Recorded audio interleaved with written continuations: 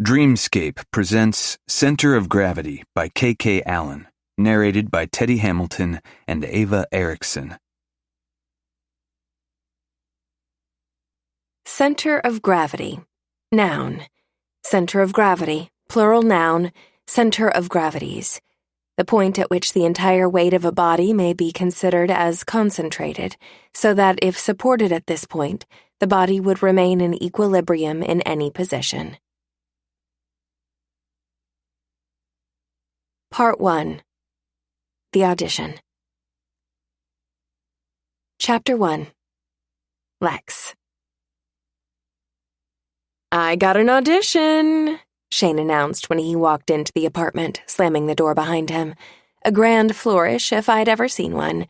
Not even I would walk 10 blocks in 4-inch stilettos. But that was Shane, my 6'2" of a man friend whom I'd known since our very first dance class back in Seattle at age 5. His jersey bag landed at his feet, and his hands pumped the air as they often did when he was overly excited about something. "Sorry, not just an audition, I got an invite." My eyes grew wide, excitement flourished quickly, then anxiety ripped through me at the speed of a freight train. So many emotions all at once.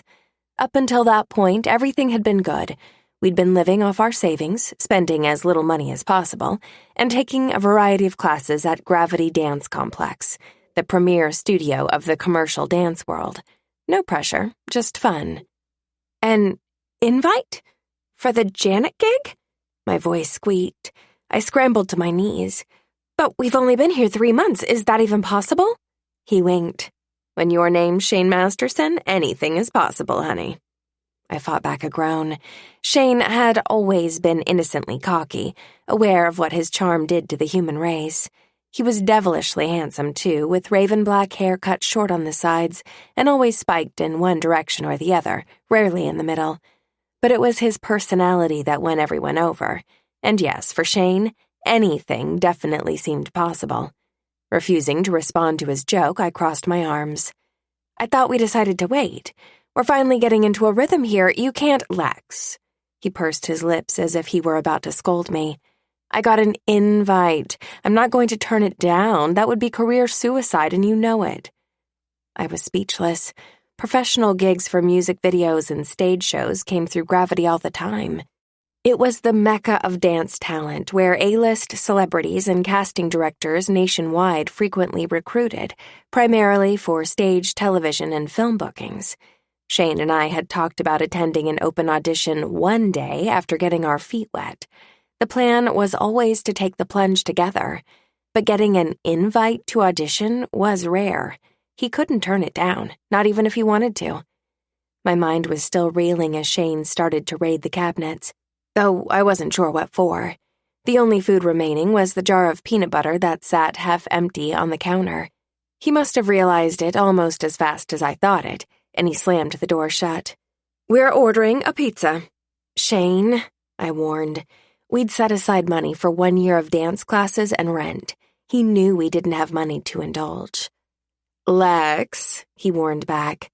"We dance 8 to 10 hours a day. You've still got that ass, but I will not be held responsible for you turning into a pile of bones. It's time to indulge in a big old pie of heaven." I let out a laugh despite the residual shock from the bomb he'd just dropped. Leave it to Shane to mask any tense situation with the topic of food. "Look," he said, his sweet smile telling me he knew he'd won. "Just think. If I get this gig, we'll be better off. We can't take classes and live off Skippy and ramen while we wait for something to happen. Aren't you tired of waiting, baby girl?" "Yes, but—" He popped his hip and pursed his lips. "But what?" "You'll get the job." I didn't mean for my voice to come out so whiny, but we'd just moved to L.A. "You don't know that. Maybe not this job, but it won't take you long. And then what? You might have to leave L.A. and leave me here, alone." He tilted his head and quirked his lip. So dramatic. I bit back my smile. The exaggerated pout was a little much. "You could start auditioning, too." "Ha!" I said on a sarcastic breath. "Come on, Lex, it's just like dating. You have to put yourself out there. Let them know you're interested. Check out your options." His eyes lit up and he smacked the counter before leaning forward. Speaking of dating options. Oh no, here we go. My entire body cringed. There is this gorgeous hunk of a man who teaches some of my classes. Do you know Reggie Maynor? He fanned himself with his hand as his lids fluttered dramatically. Dear Lord. But when he looked up and my expression hadn't changed, he threw his hand down while rolling his eyes. Doesn't matter. You'd know who he was if you saw him. Anyway, he was trying to be sly, but he was asking about you today. I knew exactly who he was talking about, but I didn't come to LA to find a man. So I chose to ignore his second attempt at changing the conversation. You know, I'm not ready to audition yet. I thought we both wanted to get some training first, and we've been training our whole lives. This is why we're here. Besides, what better training than to audition and check out the competition? I snapped my mouth shut. He was right, but I wasn't ready to pay the ultimate price of my dream. Losing my best friend. Not yet. Frustration shook through me. Who gave you the invite? Her name's Janelle. She scouts for a bunch of artists. Heard she's friends with that dreamy choreographer you love too, Theodore Noska. When his eyebrows wiggled suggestively, I picked up the nearest object and chucked it at him. My black and pink tennis shoe smacked him in the chest, causing him to shoot me a glare and stab a finger in the air. I'm dragging your freckled ass to the next open audition just for that. I wanted to scream. He didn't get it. In this industry, it wasn't enough to be the best dancer in the room. It was about friendships, connections, timing, and a little bit of luck. I saw the way the veteran dancers had looked at Shane and me when we first arrived, some with their side-eye glances, or worse, those who didn't see us at all. We were blips on their radars, passers-by there for the experience, and immediately dismissed as contenders. I wanted that to change. I wanted to earn my spot. And maybe somewhere deep down there was a fear of failure, too, of getting rejected for the one thing I loved most in the world. I'd only ever had a plan A, despite my parents' wishes, and taking class was fun. Taking class didn't lead to the inevitable disappointment that came with this industry. I was comfortable, but maybe that was a bad place to be. Still, the insecurities swarmed my chest and I couldn't let them go. Do you know how many times I've been told I won't make it as a professional dancer? I'm not ready to hear it from the people who matter. The studio, those dancers, the choreographers. I need this community to accept me. If I ever get a job, I want them to know I earned it. Shane's expression changed dramatically from the happy-go-lucky man who walked through the door minutes ago to someone with only my best interests at heart. I cringed at the ass-kicking to come. Don't let your father's words hold you back, Lex. That's all they are. Words.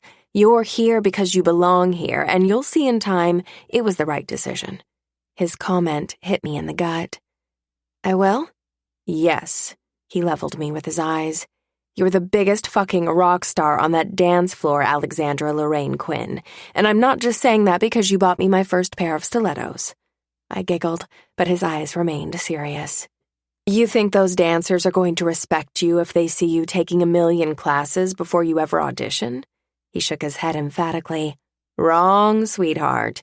They won't even know your name until you slap a numbered sticker on those tight abs of yours, strut onto that dance floor like you think you're Beyoncé, and then fail again. And third, his eyes narrowed on mine, silencing my giggles. The only person holding you back from your dream is you.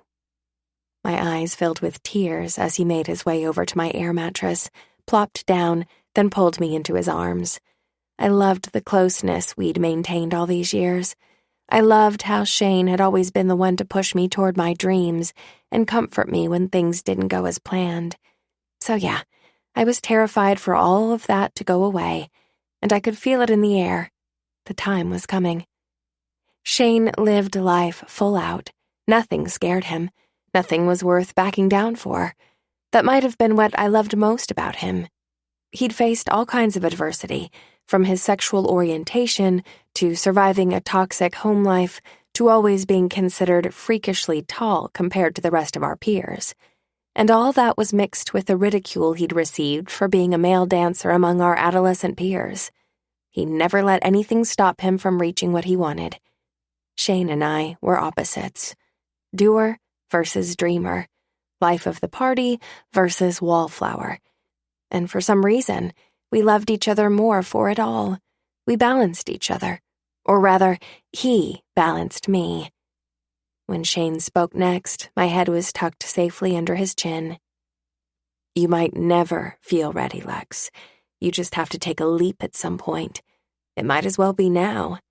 It's time to fly, baby girl. Chapter 2. Lex. The next audition didn't appear on the bulletin board in the community area at Gravity until a couple of weeks later. You're coming with me to this one, Shane had demanded that night over a homemade platter of meats and cheeses. I hadn't put up an argument. He was right about auditioning for the experience. When I thought about it like that, the outcome didn't seem so intimidating. The Janet audition was a bust. Shane didn't even make it past the first round of cuts, but at least he had tried, which was a hell of a lot more than I had done since venturing with him to LA. That all changed today. We were lined up in the hall, waiting to register for an upcoming audition. A music video for an up-and-coming urban pop artist, Dominic Rivas, when a couple of girls in front of us started to whisper. Oh my God, he's here. Who? Theodore Noska. A gasp. Where? He just walked in the front door. As soon as the words left the girl's mouth, the world around me began to spin in slow motion. Voices played through a vacuum, muffled and quiet, conveniently drowning out their gushing. And my movements decelerated, as if I were being dragged through quicksand. Holy shit. Shane's voice pulled me to the surface. He'd spotted Theo, too. Refusing to turn toward the rising commotion, I looked up at Shane just as he peered down at me. The sight of his whiskey eyes and jaw agape was enough to warn me that Theo Noska was every bit as delectable as he appeared in the media. My body began to quake, a ridiculous reaction to a celebrity. But Theo wasn't just a celebrity. He was everything. He was all that I aspired to be, and the one person whose opinion would mean the most, if I was ever lucky enough to have it. Shane's warm fingers landed on my shoulders and swiveled me to face front.